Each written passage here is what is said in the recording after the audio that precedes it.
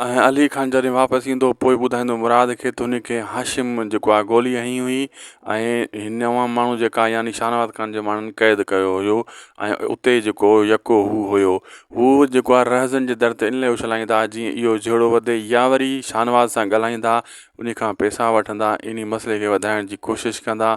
शाहनवाज़ ख़ान जीअं असांखे पैसा ॾिए अली ख़ान जे बदिले में पोइ अली ख़ान जो असां उहो कमु कयूं ओॾे उछलियऊं।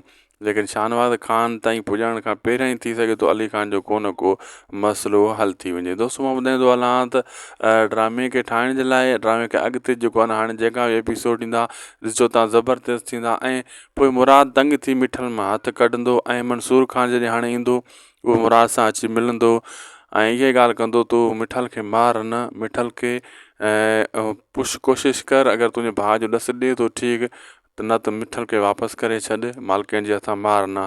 ऐं मुराद जेको आहे मंसूर ख़ान जी ॻाल्हि मञी वेंदो मंसूर ख़ान अहिड़े हिसाब सां मुराद खां पंहिंजी ॻाल्हि मञाराईंदो। अचण वारे एपिसोड में इहे सीन तव्हांखे ॾिसण वटां मिलंदा। दोस्तो असांखे ॾींदा इजाज़त मिलंदासीं तव्हां सां ॿी वीडियो में नेक्स्ट वीडियो में। वीडियो सुठी लॻी त महिरबानी करे हिन चैनल खे सब्सक्राइब कजो शायदि को सवर खे लाइक कजो शेयर कजो। मिलंदासीं ॿी वीडियो में। अल्लाह हाफ़िज़।